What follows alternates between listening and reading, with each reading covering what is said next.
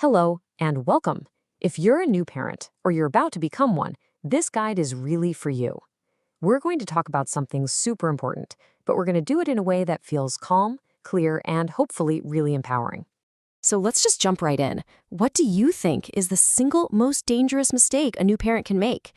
I mean, your mind probably goes to a million different things, right? But the one we're talking about today, well, it's usually hidden in plain sight. Okay, now before your mind starts racing, I want to be perfectly clear about something. This mistake we're going to unpack has absolutely nothing to do with not loving your baby enough or not caring. It's not about being a bad parent. Actually, it happens to the most loving and dedicated parents out there. You see, the real issue isn't about a failure of the heart. It's more about a failure of information. The thinking here is that the problem isn't a lack of caring. It's that no one takes the time to clearly explain what you really need to watch for and when it truly matters. You're getting advice from everywhere, your family, social media, a million websites, and it's just so hard to know what's actually urgent. So what is this mistake then? It's not some big, obvious action.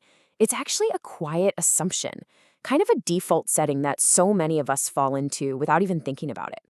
And this is it right here. The hidden mistake is that quiet assumption that when something is really wrong, you'll just know. We picture a nonstop piercing cry or some kind of blaring internal alarm, a signal that's just impossible to miss. So why do we do this? Why do we make this assumption? It's not because parents are careless. It happens for some very human reasons. And, understanding those reasons is the key. So let's dig into the psychology of why even the best parents can find themselves waiting when maybe they should be acting. The root cause really is just uncertainty. As a new parent, you are absolutely flooded with conflicting advice. Let them cry it out. No, never let them cry. Oh, that rash is totally normal. That rash could be a bad sign. That kind of information overload, it can cause a sort of paralysis, making it really tough to trust your own gut. And this really gets to the core of the whole misunderstanding.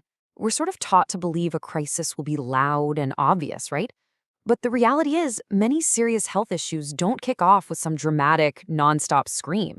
They often start with these small, quiet changes that are just incredibly easy to brush off as, just a fussy day or them being a little off. That quiet uncertainty leads directly to this super common fear. I don't want to bother the doctor, or I'm going to look silly if I'm panicking over nothing. But let's think about it. What's the bigger risk here?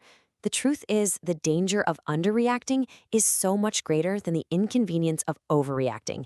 It's not even close. So once we understand this psychology of hesitation, it brings us to a really critical point. Let's talk about exactly why that delay, that completely natural wait-and-see instinct, can become so risky. And here's the crucial takeaway.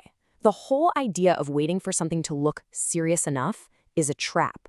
Early warning signs, by their very nature, aren't supposed to look like a five-alarmed fire. Their subtlety is the whole point. That's what makes catching them early so important. If you wait for them to become obvious, you might have waited too long. This hesitation almost always follows a predictable pattern.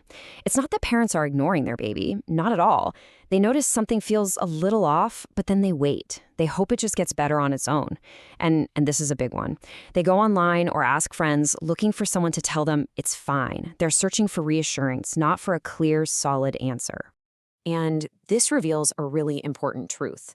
The most heartbreaking outcomes almost never happen because of one single huge mistake. They're far, far more likely to be the end result of a chain of these small, quiet moments of hesitation that just add up over time. Okay, so if hesitation that's born from uncertainty is the problem, then what's the solution? It's not about being more worried or more anxious. It's about being more prepared. It's about making a fundamental shift in your mindset from panic to preparation. The very first step here is to just reframe how we think about parenting itself. Yes, of course, loving your baby is instinct, but protecting that baby, knowing how to respond when things get tough, that is a learned skill. It's just like any other important job you've ever had to learn. So what does this shift actually look like in real life? It's really about changing three things. First, you move from guesswork to clarity. That means taking the time to learn what's normal and what's not. Second, you shift from just seeking reassurance to taking action. Your goal becomes getting a clear answer, not just a calm feeling. And finally, you move from panic to preparation. Because knowledge is what gives you the power to act calmly and effectively when it really, really counts. It all really comes back to this one simple, powerful idea. The love you have for your baby, that's the engine. It's the natural, powerful force driving everything. But the knowledge of what to do, that's the steering wheel. One comes naturally, the other has to be learned. And you absolutely need both of them to get where you're going safely. At the end of the day, this isn't about making you afraid. It's about building your confidence through awareness. So the question I want to leave you with is this. What's just one small step you can take, maybe even today, to start moving from just hoping everything will be okay to knowing you're prepared to act if it's not?